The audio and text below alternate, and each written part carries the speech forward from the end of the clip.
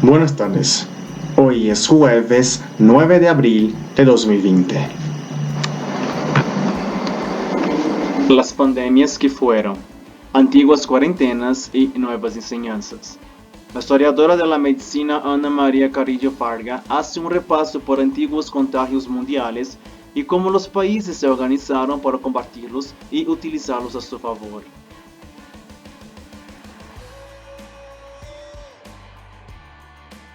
Desde que el mundo es mundo, ha habido enfermedad, pero las epidemias como la que ahora vivimos, o algo parecido, se dan en poblaciones que pasan cierto tiempo en circunstancias anormales. Por ejemplo, bajo la debilidad de una guerra, cuando los campos dejan de trabajarse y cunde el hambre. Y ahora, ¿por qué el alenteo del coronavirus en un pueblo de Oriente ha ocasionado tal letalidad alrededor del mundo? ¿Cuándo se inventaron las cuarentenas? ¿Usan los gobiernos las pandemias en su provecho? ¿Quiénes son los chivos expiatorios? ¿Está manipulando el miedo? Ana María Carillo Farga es historiadora de la medicina, experta en pandemias y profesora del Departamento de Salud Pública de la Universidad Nacional Autónoma de México, UNAM. Una charla con ella es como jugar a una suerte de trivial histórico-científico. Los días en el desierto. Quienes piensan que lo que ahora vivimos es excepcional deben saber que las cuarentenas existen desde los estados venecianos del siglo XIV. Entonces se desconocía el periodo de incubación de las enfermedades y muchas otras cosas de índole científica y sanitaria, de modo que se estableció un aislamiento arbitrario de 40 días, un número bíblico en efecto, los que pasó Jesucristo en su travesía espiritual por el desierto. La peste era el demonio por entonces. Las cuarentenas no solo aislaban el enfermo del sano, también impedían el desembarco de las naves que llegaban a puerto, y aún así la población se contagiaba misteriosamente. Solo a fines del 19, con el desarrollo de la bacteriología, los virus aún eran pequeños para ser detectados con la tecnología disponible. El campo de los conocimientos saltó de la Biblia a la ciencia. La infancia de la globalización, dos teorías. Marineros exploradores extendieron los confines del mundo y llevaron el comercio más allá de los estrechos horizontes que se vislumbraban por entonces. Las epidemias fueron en aquellos tiempos una herramienta de conquista. Por ejemplo, la viruela en el proceso de colonización de Mesoamérica, y tuvieron un papel determinante en la drástica caída de la población que se experimentó en los siglos XVI y XVII. Pero cuando no fueron útiles se buscó la forma de combatirlas. A finales del siglo XVIII había dos posiciones al respecto, dos escuelas. Unos creían en la teoría del contagio entre personas y defendían el aislamiento, secuestro le llamaban, con razón. Estos eran los conservadores, eran los que no querían cambiar nada, solo controlar. Los españoles eran de estos para proteger el comercio de sus colonias. En el otro bando estaban los que defendían la teoría miasmática. Los ingleses entre ellos creían que de los cuerpos en descomposición, de las basuras, de las aguas residuales, emanaban efluvios que enfermaban a la población al inhalarlos. Estos se inclinaban por el saneamiento de las ciudades y por la mejora de las condiciones laborales y domésticas como medidas más eficaces para la salud pública. Ambos tenían parte de razón. Los segundos, si no en la causa, sí en las consecuencias de unas urbes insalubres, pero algo seguía escapándose al entendimiento. Si la tripulación de un barco permanece aislada y no hay contacto entre personas de circunstancias ambientales, ¿por qué la población entera acababa contagiándose? Faltaba un tercer elemento, los vectores, generalmente insectos, mosquitos y pulgas. Una estrategia internacional. La salud empezó a ser cosa de todos oficialmente en 1851, en la primera reunión internacional que se celebró en París, todavía con un cariz muy europeo. En 1881, la cita fue en Washington. Las primeras convenciones sanitarias buscaban proteger a los países y regiones de la llegada de epidemias, pero trataron de interferir lo menos posible en el libre comercio y el tránsito de personas, dice Ana María Carillo. La agenda de aquellos encuentros tenía otros objetivos secundarios, como impulsionar la creación de organismos de salud en los gobiernos de cada país o insistir en que en caso de pandemias Lo conveniente era informar con transparencia a la comunidad internacional, así como la pertinencia del saneamiento de puertos y ciudades. Preocupaba especialmente aquellos años del cólera y la peste, que hacían estragos desde mediados del siglo XIX y que fueron el detonante de esas cumbres sanitarias. Después sería la fiebre amarilla. Las dos guerras mundiales dejaron sus respectivos avances en este campo. Tras la primera, se creó la Liga de la Salud. México, Estados Unidos, Guatemala, Costa Rica y Uruguay ya habían fundado en 1902 la Organización Panamericana de la Salud, que el tiempo andando sería filial de la OMS. Todos esos organismos buscan respuestas coordinadas en tiempos de pandemia. En 1951 se redactó un primer reglamento sanitario internacional, reformado en 1969, que incidía en la no interrupción del tránsito de personas de forma radical. Es parecido a lo que hace México hoy en día. Aquel documento decía que parar el comercio no detiene las epidemias, señala Carillo. El peso del comercio. El equilibrio que han buscado a la desesperada muchos países en esta crisis del coronavirus, entre la protección de la salud y la estabilidad en la economía, tiene siglos de tradición. En aquellas reuniones internacionales de sanitaristas y higienistas del 19 tenían mucho peso las intervenciones políticas y empresariales, la diplomacia comercial. Los comerciantes siempre trataban de ocultar las epidemias y los gobiernos también preferían evitar cierto pánico. Así que las alarmas llegaban tarde para el control efectivo de la enfermedad, que se extendía más y más. Hubo que convencer de que la transparencia ayudaba al control y por tanto a la economía. El comercio ya estaba globalizado y América Latina y el Caribe se incorporaba a este negocio internacional cuando se atravesaba la segunda revolución industrial. México, por su parte, comienza un intercambio de mercancías muy desigual pero fluido con Estados Unidos. Como en tiempos de la conquista, las epidemias también se convierten en ese siglo en una herramienta, en este caso de control comercial, para cerrar fronteras o estigmatizar a los países. Texas tenía una cuarentena permanente a México para obstaculizar el comercio, mientras los Estados Unidos miraban para otro lado, argumentando que cada uno de sus estados era soberano, explica la profesora de la UNAM. El virus como arma arrojadiza. La política clásica de la OMS ha condenado la estigmatización de los países en los que ubica el origen de una pandemia. El cólera asiático, el virus chino, la influencia mexicana, la gripe española. Hay dos buenas razones para ello. Lo primero es que los virus no son de nadie. Es difícil determinar dónde empieza una pandemia, quizá dónde acaba. En segundo lugar, señalar a un pueblo como el causante de la desgracia no contribuye a su erradicación, porque si alguien se siente señalado o perseguido, se esconderá, ¿verdad? Y eso impide un mejor control y freno en la transmisión de la enfermedad. Pero los derechos humanos no suelen estar en primer lugar en la agenda, y pocos se han resistido a utilizar las pandemias en beneficio propio. México, por ejemplo, tiene una triste historia de discriminación con población china en su territorio, que no solo contribuyó al trazado de ferrocarriles y obras públicas, sino que se integró plenamente y se convirtió en una comunidad próspera. Y ahí el pecado. Siempre se les acusó de transmitir enfermedades. Incluso se acabó relacionando su color de piel con la fiebre amarilla, cuando solo tenía que ver con la ictericia que provocaba.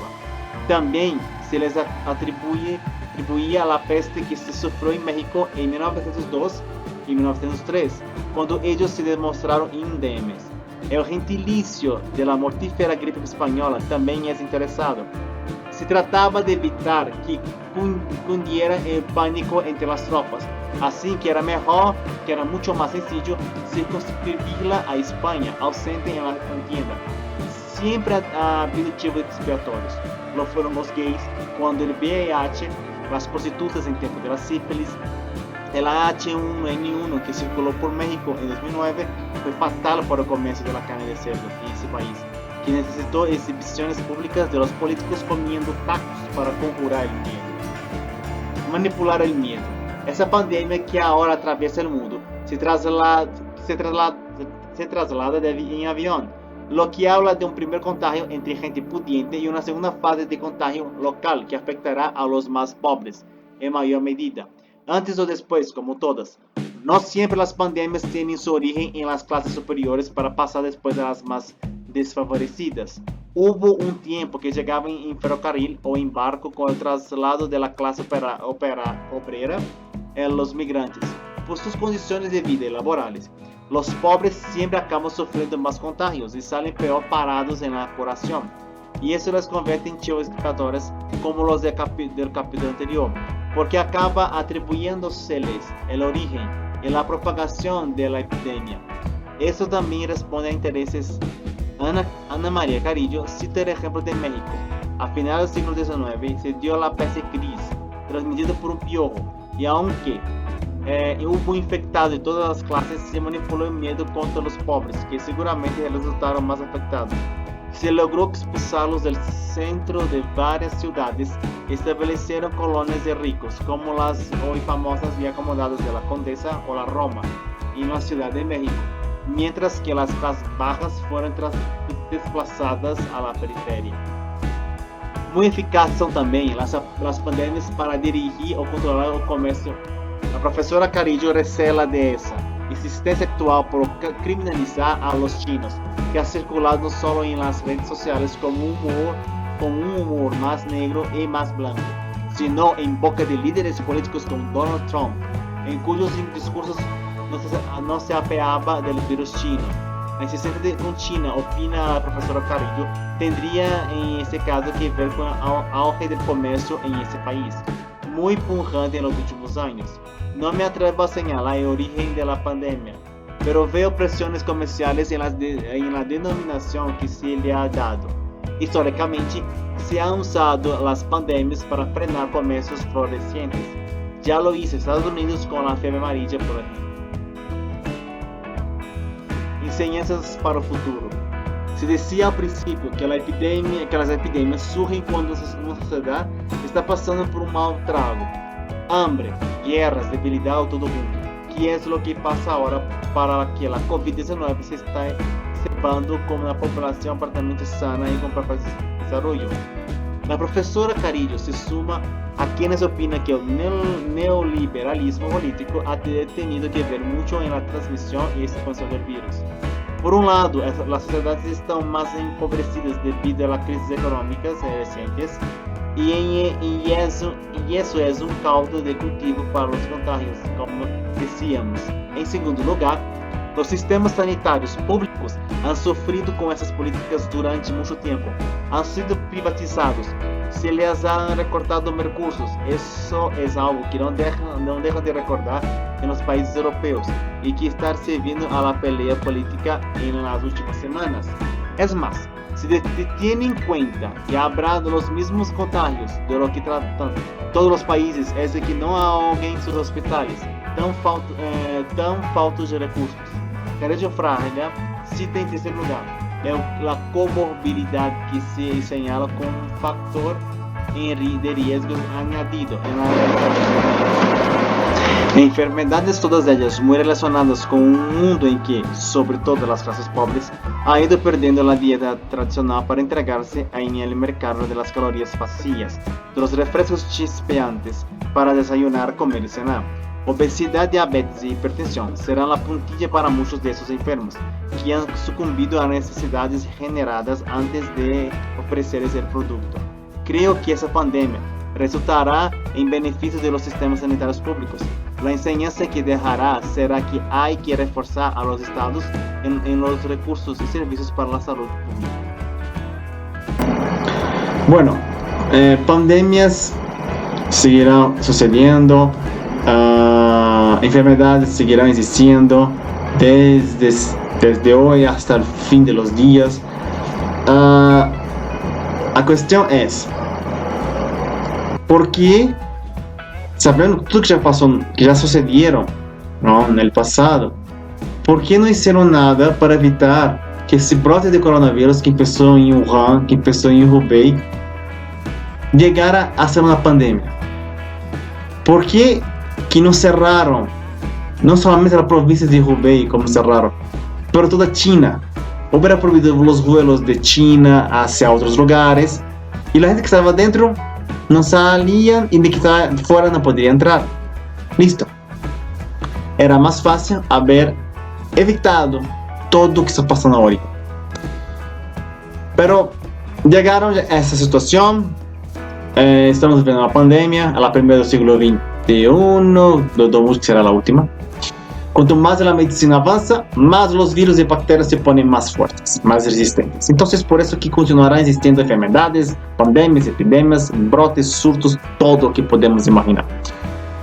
Pero, digo, si sabían de una enfermedad nueva en China, que la gente estaba enfermando muy rápidamente, que algumas personas estaban muriendo, provavelmente no hicieron nada. No culpo China, que segundo mucha gente dice que China sabía de todo y quiso esconderse.